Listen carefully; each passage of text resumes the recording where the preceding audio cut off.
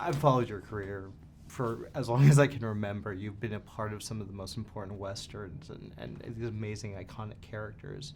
Where does John Dutton fit in that world for you? Well, I think the illusion, because he's on a horse, and he's in that setting that you've seen me before, that's so kind of fitting. But this is a way of life that's still going on, this ranching, dealing with these kind of outside pressures that have resulted in my family being incredibly dysfunctional.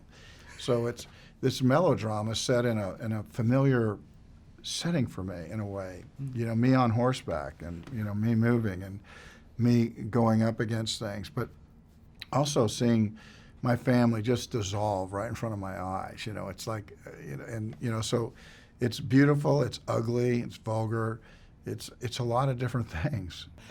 With the first episode, I mean, I've only seen the first of season 2, and it's already pulling me in.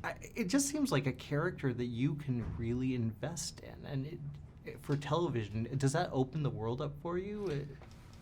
In what sense? What do you mean? Just it seems like you can do so much more with just a 2-hour film. You're really living it with this character. Right. You're living with Dutton. Well, it just depends on how smart they're going to continue to write him, you know, and are we going to be willing to,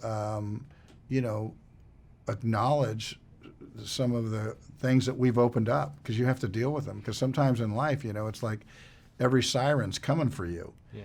And there's a lot to answer for on Yellowstone. I feel like with you, especially with this character, you kind of walk a line of, is this a good guy? Is he a bad guy? Yeah. How do you do that? Well, I think he's a bad guy in certain instances. I think that you want to like John Dutton, and you do to a certain extent, but you can't step away from things that he's, has his fingerprints on. Yeah. And that's real. But people who behave that way, they don't think they're bad. They don't think they're bad. They have a code. They're living with it, and it's not my code. You know, I play characters that I think I'm closer to. Yeah. This one is, managing, and I think if these other forces weren't coming at him, wouldn't be probably behaving the way he's behaving. But, there's a selfish quality to what he owns and what he's going to protect. Do you think it's just the search for power, the ruthlessness with that? Do you think what? Oh, it's a search for power, the ruthlessness?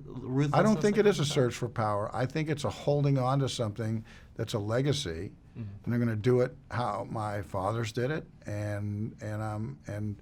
but you're just running into the machinations of living in another century.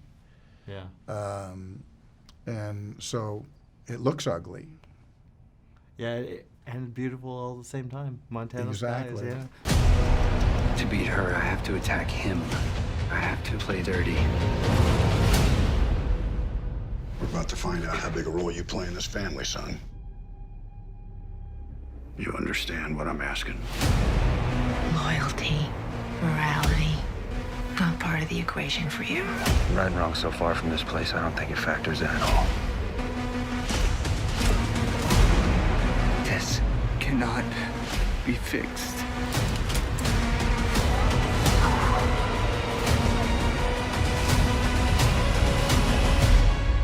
All the angels are gone, son. There's only devils left.